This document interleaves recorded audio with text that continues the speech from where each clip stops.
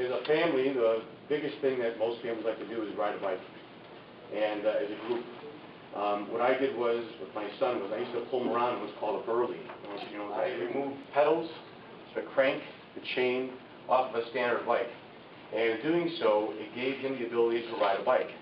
I then took that idea and grew it and went to Center for Enriched Living and the school where he goes, NSSED, NSSRA, see all of the models. This is a bike that actually an adult would ride. I do have smaller models to offer the children. How about you get on it? You can see what it's like. Walking around. It's a bike that can be learn how to actually coast and eventually. Thank you. You're hired. Is it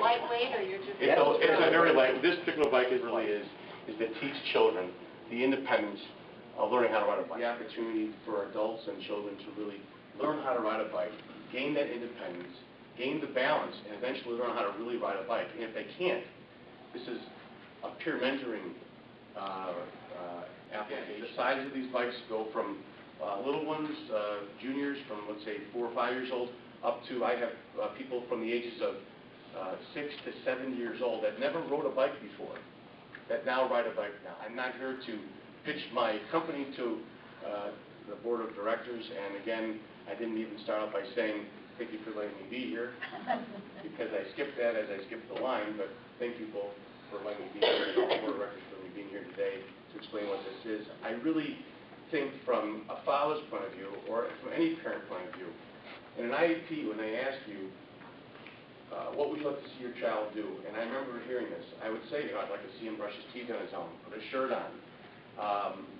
use a fork, or even be potty trained. And one of them was riding a bike. And because it's such an important thing, it's such an important part of childhood, that's part of something that they don't get when they grow up.